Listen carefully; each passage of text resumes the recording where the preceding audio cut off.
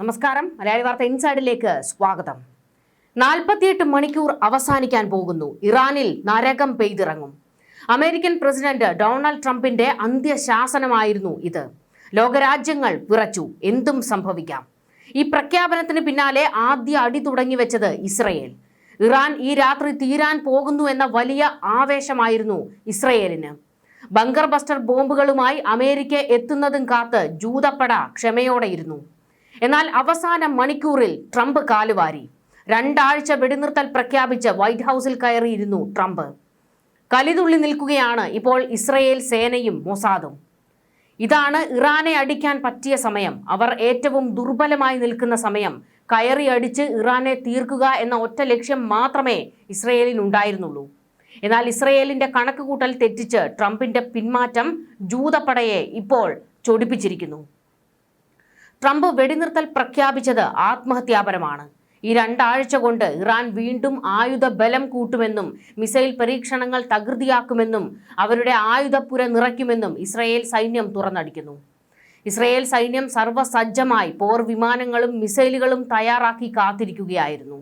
താൽക്കാലിക വെടിനിർത്തൽ പ്രഖ്യാപനത്തിന് നെതന്യാഹുവിനെ അന്വയിപ്പിക്കാൻ വൈറ്റ് ഹൗസ് നല്ല പണിയെടുക്കേണ്ടി വന്നു.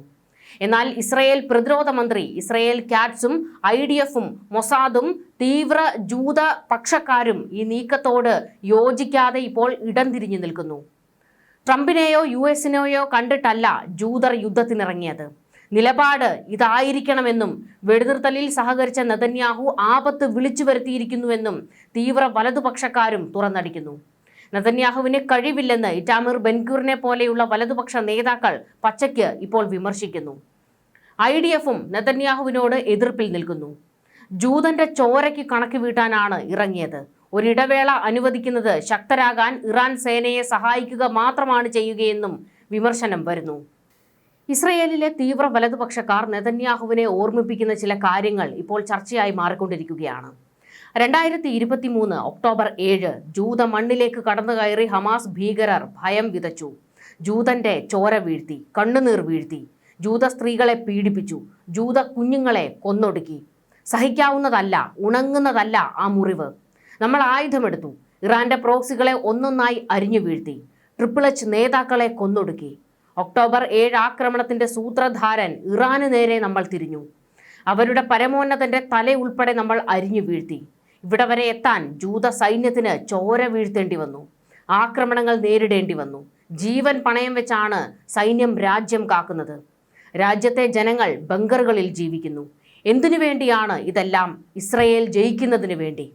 ഭീകര രാഷ്ട്രവും അതിൻ്റെ പ്രോക്സികളും ഇസ്രയേലിന് ഇനി ഒരു കാലത്തും ഭീഷണിയാകുന്നില്ല എന്ന് ഉറപ്പുവരുത്തുന്നതിന് വേണ്ടി. എന്നിട്ടും നെതന്യാഹു അതെല്ലാം മറന്നു. സൈന്യത്തെ ചതിച്ചുകൊണ്ട് അമേരിക്കൻ താളത്തിന് തുള്ളുന്നു എന്ന വിമർശനമാണ് തീവ്ര വലതുപക്ഷ നേതാക്കൾ ഇപ്പോൾ വിമർശനം ശക്തമാക്കിക്കൊണ്ട് പറയുന്നത്. വെടിനിർത്തലിന് സമ്മതം മൂളിയത് നെതന്യാഹുവിൻ്റെ മാത്രം തീരുമാനമാണെന്നും കൂട്ടായ ചർച്ചയിലൂടെ എടുത്ത തീരുമാനമല്ലെന്നും തീവ്ര ജൂത വിഭാഗവും പൊട്ടിത്തെറിക്കുന്നു. ഇറാൻ ഇപ്പോഴും ശക്തമായി നിൽക്കുകയാണ്. അവരെ പൂർണ്ണമായും ഇല്ലാതാക്കാൻ ഇസ്രയേലിന് കഴിഞ്ഞിട്ടില്ല. ഇറാൻ എപ്പോഴും പറഞ്ഞിട്ടുള്ള ഒരു വാചകം നെതന്യാഹു മറന്നു പോകരുത്. ഞങ്ങൾ ജൂതരാഷ്ട്രത്തെ തീയിടും, കൊല്ലും, ജൂതരെ കൊന്നൊടുക്കും, ജൂതരുടെ നെഞ്ചിൽ തീ പടർത്തും എന്നൊക്കെയാണ് അവർ വെല്ലുവിളിക്കുന്നത്. അണ്വായുധം തയ്യാറാക്കാൻ ഇറാന് സാധിച്ചാൽ, അത് അവരുടെ പ്രോക്സികളിലേക്ക് എത്തിയാൽ ഉറപ്പാണ് ഒരു കാര്യം, അവർ ലക്ഷ്യം വയ്ക്കുക ഇസ്രയേലിനെ തന്നെയായിരിക്കും. ഇറാന്റെയും അവരുടെ പ്രോക്സികളുടെയും ഒരേ ഒരു ശത്രു ഇസ്രയേലാണല്ലോ. അതുകൊണ്ട് ഇസ്രയേലിന് നേരെ ഇനിയും ഇറാൻ തലപൊക്കും.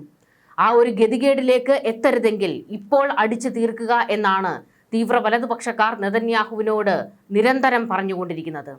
മൊസാദും നെതന്യാഹുവിനെതിരെ തിരിഞ്ഞിരിക്കുകയാണ്. ഖമനേയുടെ തല വീഴ്ത്തി ഇറാനെ അടിയറവ് പറയിക്കുക എന്ന ലക്ഷ്യത്തിന് വർഷങ്ങളായി കാത്തിരിക്കുകയാണ് മൊസാദ്. ഖമനേയി കൊല്ലപ്പെട്ടതും ഇനി അധിക ദൂരമില്ല എന്ന് മൊസാദ് ഉറപ്പിച്ചിരുന്നു. ജീവൻ പണയം വെച്ചാണ് മൊസാദ് ചാരന്മാർ ഇറാനിലെ രഹസ്യ വിവരങ്ങൾ ചോർത്തിയത്.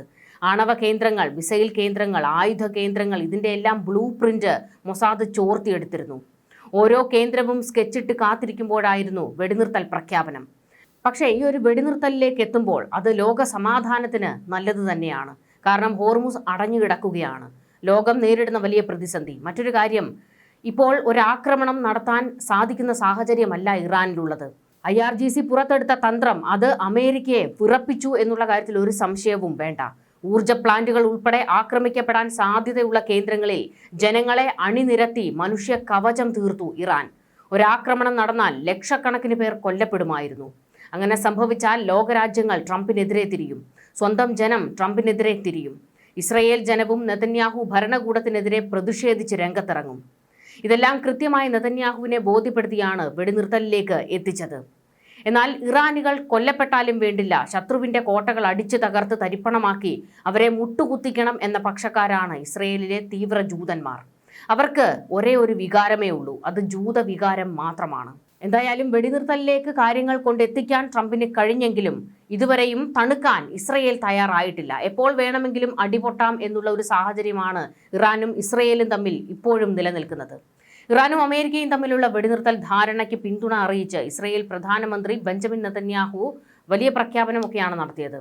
എന്നാൽ 2 ആഴ്ചത്തെ വെടിനിർത്തലിൽ ലെബനൻ ഉൾപ്പെടില്ല എന്ന് ബെഞ്ചമിൻ നെതന്യാഹു കട്ടായം പറഞ്ഞിട്ടുണ്ട്. കാരണം ലെബനനിൽ നിന്ന് ഹിസ്ബുള്ളകൾ ആക്രമണം നടത്തുന്നുണ്ട്. ടെല്ലവീവിലേക്ക് ഉൾപ്പെടെ ആക്രമണങ്ങൾ നടത്തിയിരുന്നു. അതിനുള്ള മറുപടി ഞങ്ങൾ കൊടുക്കും എന്നുള്ള പ്രഖ്യാപനമാണ് നെതന്യാഹു നടത്തിയിരിക്കുന്നത്. വെടിനിർത്തൽ പ്രഖ്യാപനത്തിന് ശേഷമുള്ള ഇസ്രയേലിന്റെ ആദ്യ ഔദ്യോഗിക പ്രതികരണത്തിലായിരുന്നു നെതന്യാഹുവിന്റെ ഓഫീസ് നിലപാട് വ്യക്തമാക്കിയത്. ഇറാൻ ഹോർമുസ് തുറന്നു തരികയും US ഇസ്രയേൽ മേഖലയിലെ മറ്റ് രാജ്യങ്ങൾ എന്നിവയ്ക്കെതിരെയുള്ള എല്ലാ ആക്രമണങ്ങളും അവസാനിപ്പിക്കുകയും ചെയ്യുകയാണെങ്കിൽ 2 ആഴ്ചത്തേക്ക് ഇറാനെതിരെയുള്ള ആക്രമണങ്ങൾ നിർത്തിവെക്കാനുള്ള പ്രസിഡന്റ് ട്രംപിന്റെ തീരുമാനത്തെ ഇസ്രയേൽ പിന്തുണയ്ക്കുന്നു എന്നായിരുന്നു നെതന്യാഹുവിന്റെ ഓഫീസ് പ്രസ്താവനയിൽ പറഞ്ഞത്.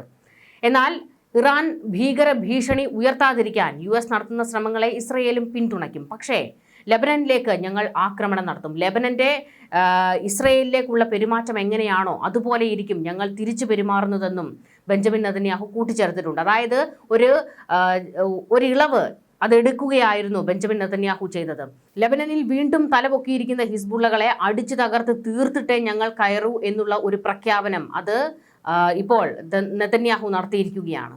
മധ്യസ്ഥരായി നിന്ന പാകിസ്ഥാന് കൃത്യമായ മറുപടി കൊടുത്തുകൊണ്ടായിരുന്നു ബെഞ്ചമിൻ നെതന്യാഹുവിന്റെ ഓരോ വാക്കുകളും.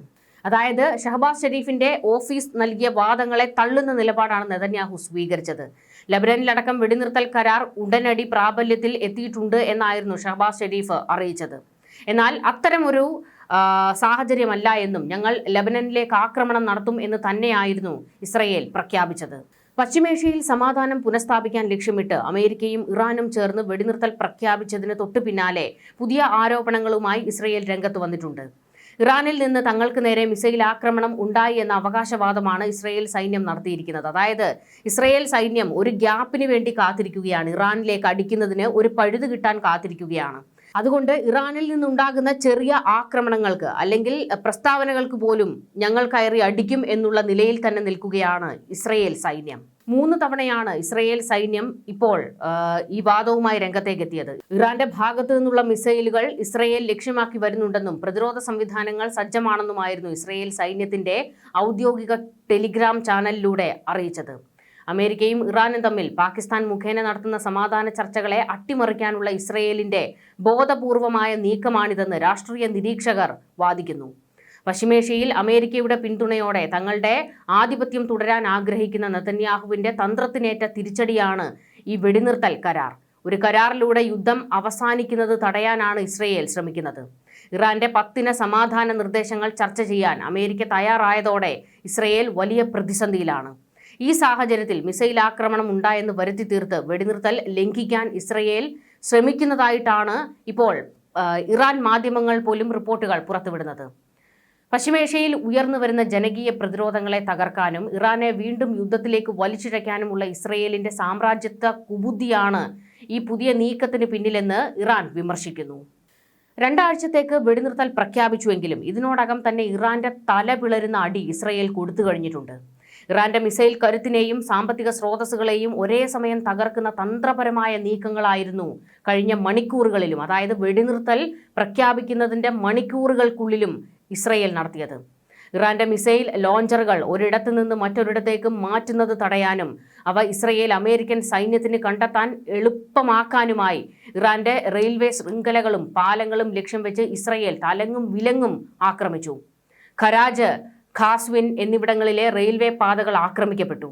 കൂടാതെ കാഷാൻ, തബ്രിസ്, സജ്ജാൻ എന്നിവിടങ്ങളിലെ പാലങ്ങളും ഈ ആക്രമണ പരമ്പരയിൽ തകർക്കപ്പെട്ടു. ആകെ 10 പാലങ്ങളും റെയിൽവേ പാതകളുമാണ് ആക്രമിക്കപ്പെട്ടതെന്ന് ആർമി റേഡിയോ റിപ്പോർട്ട് ചെയ്തു. ഇറാന്റെ ആയുധ കൈമാറ്റ ശേഷി നശിപ്പിക്കുകയും ഇറാനിയൻ സമ്പദ് വ്യവസ്ഥയ്ക്ക് ആഘാതമേൽപ്പിക്കുകയുമായിരുന്നു ഈ സൈനിക നീക്കത്തിന്റെ പ്രധാന ലക്ഷ്യം.